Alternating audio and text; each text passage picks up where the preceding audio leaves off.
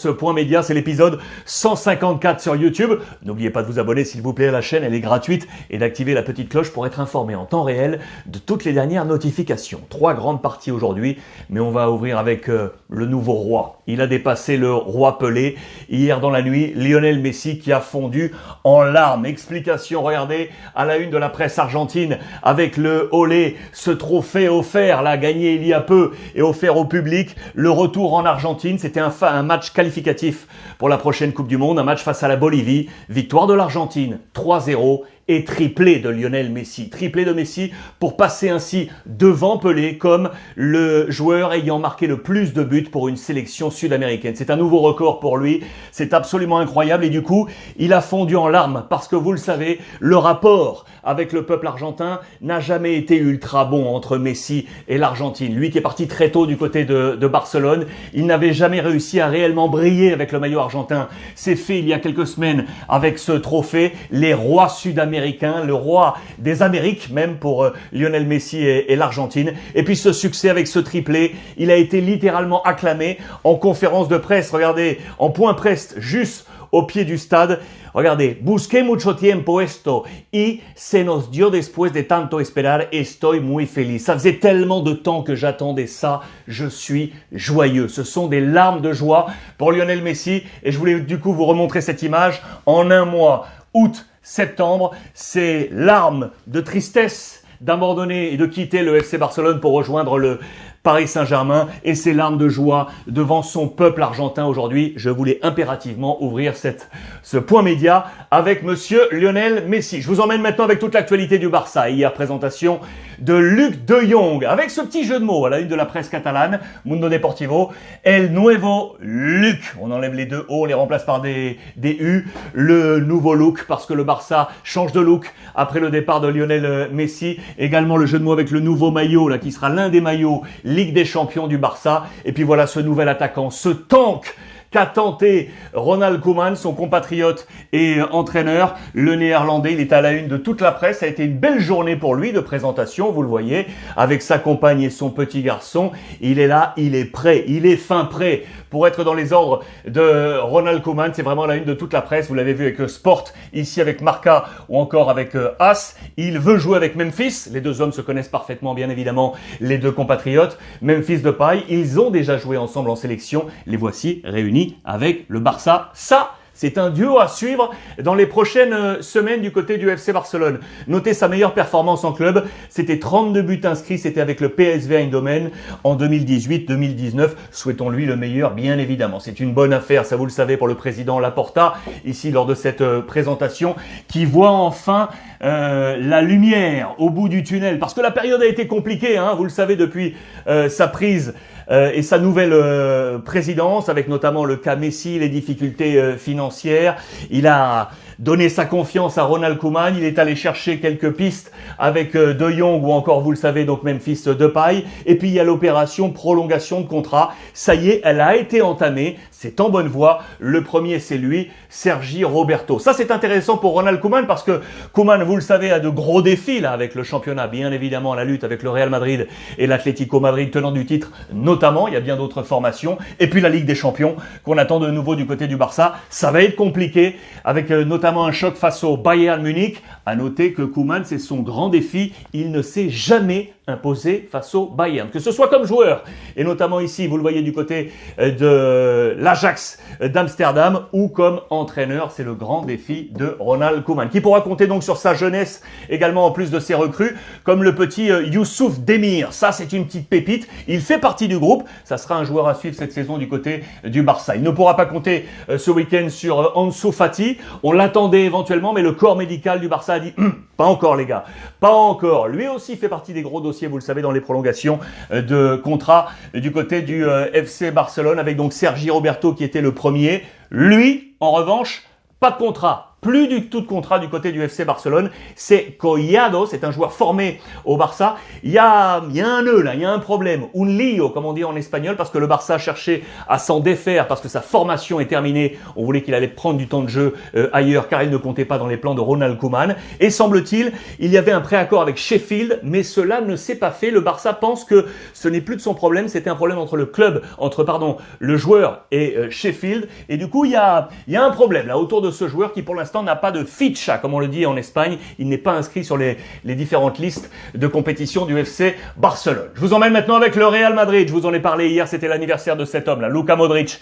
Près de 10 ans qu'il est au Real Madrid. Il était arrivé, on s'en souvient, en 2012 en provenance de Tottenham. C'est l'éternelle jeunesse de l'ami Modric. À la une également de Marca, notez-le, je vous le montre ici. La clé pour le Qatar, pour l'équipe d'Espagne, c'est lui, Ferran Torres. Vous le savez, du côté de Manchester City, il est en train de cartonner du côté de la formation espagnole de Luis Enrique, homme à suivre. Mais si on reste sur le Real Madrid, donc avec Modric, passe intérieur également du côté de As. Regardez tous les chiffres de Modric là, depuis qu'il est arrivé en 2012, avec l'une de ses plus grosses saisons 2017-2018, avec le Ballon d'Or, le trophée The Best, le meilleur joueur Ballon d'Or du mondial, ça a été sa plus grosse saison.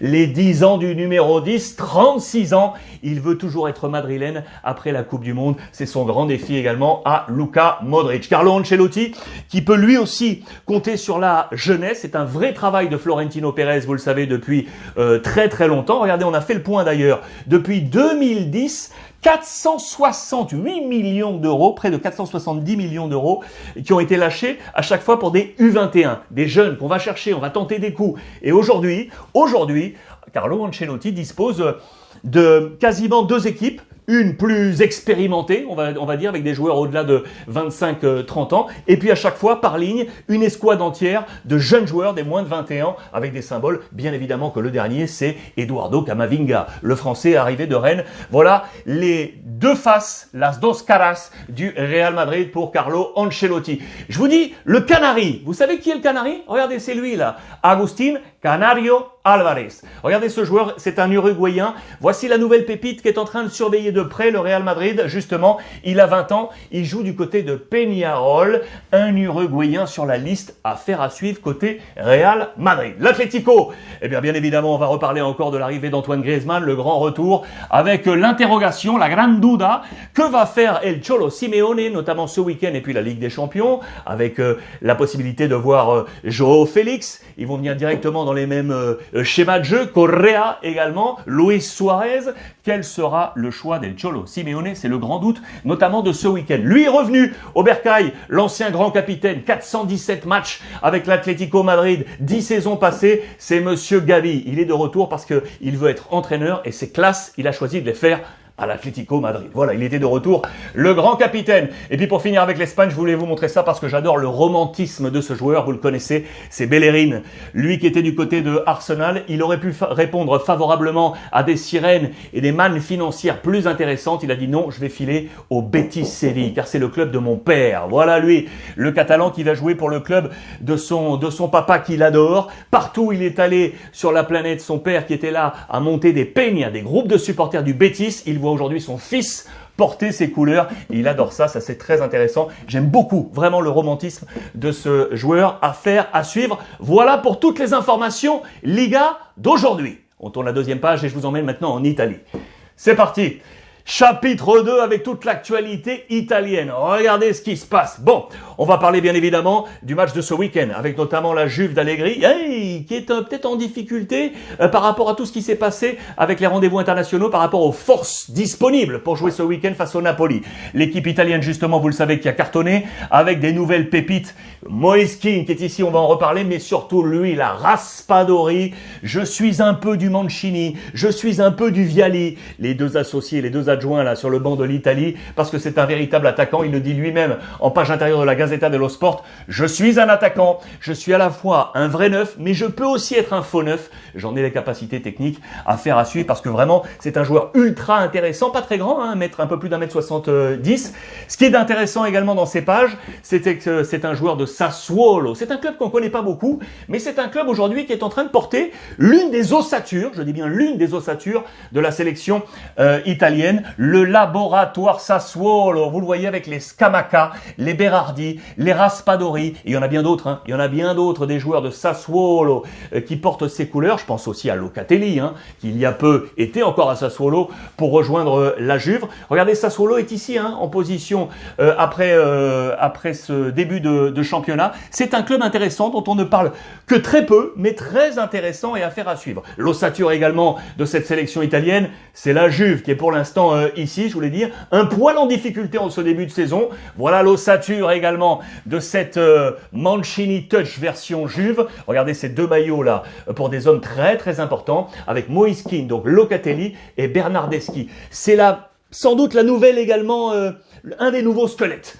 de Mancini pour cette formation. On montre tous les joueurs de la Juve qui portent le maillot national avec Locatelli, Moise Kean, Bernardeschi, Chiellini, Bonucci ou encore Chiesa. Chiesa pas là pour ce week-end et ce gros match très très attendu face au Napoli. Lui les amis, lui il est de retour. 4 mois après et sa blessure, le voilà Zlatan Ibrahimovic qui est de retour, le retour du diable qui sera là pour ce week-end. Alors, est-ce qu'il sera titulaire? Ça, c'est pas certain, mais il devrait jouer. L'ami Zlatan Ibrahimovic. Et puis, la semaine prochaine, il va rechercher en Ligue des Champions son 50e but en Ligue des Champions. Le diable est de retour. À noter, je vous avais donné cette information, vous le savez, et notamment en Ligue des Champions, le peuple milanais avait demandé à l'organigramme de direction de baisser les prix qui avaient été jugés trop forts pour venir voir les matchs de Ligue des Champions. Ils ont été entendus, les prix ont été baissés. On parle même, regardez, de prix à 39 € pour voir le match, notamment face à l'Atlético. C'est très intéressant là de la part de la direction de Milan pour la masse sociale. Du côté de l'Inter,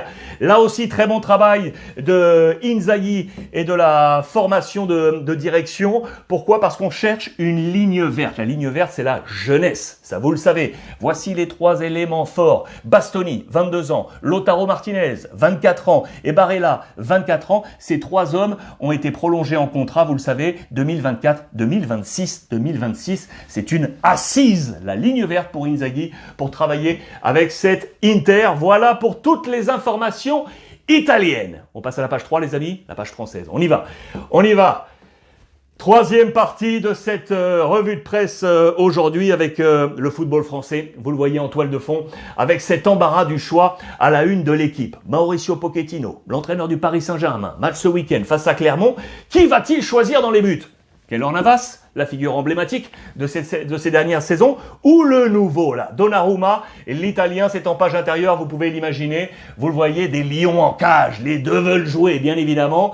C'est pas encore fait, cette hiérarchie, c'est indécis. Vraisemblablement, ce week-end, c'est lui qui devrait jouer, Donnarumma, affaire à suivre. Lui ne jouera toujours pas, vous le savez, on l'attendait encore, Sergio Ramos, il ne joue pas ce week-end, et très probablement, il ne jouera pas pour le match de Ligue des Champions face à Bruges. On attend toujours Ramos du côté du Paris Saint-Germain. Lui est arrivé, ça a été une vraie sensation de la fin du mercato pour le poste de latéral gauche. C'est Nuno Mendes, arrivé en provenance du Sporting, le champion au Portugal. C'est dans les colonnes du Parisien aujourd'hui en France. La dernière recrue qui s'est donc confiée, il y a beaucoup de choses et notamment il nous parle de la disparition de son papa qui a réorienté sa vie, son mode de pensée. C'est très intéressant dans cet entretien. Il parle de son jeu et qu'il a un jeu similaire à celui de Hakimi de l'autre côté. Et puis on lui pose la question sur son idole. Est-ce que c'est Cristiano? Est-ce que c'est Messi? Son idole, c'est Jordi Alba. Jordi Alba est son idole. À l'ami Nuno Mendes,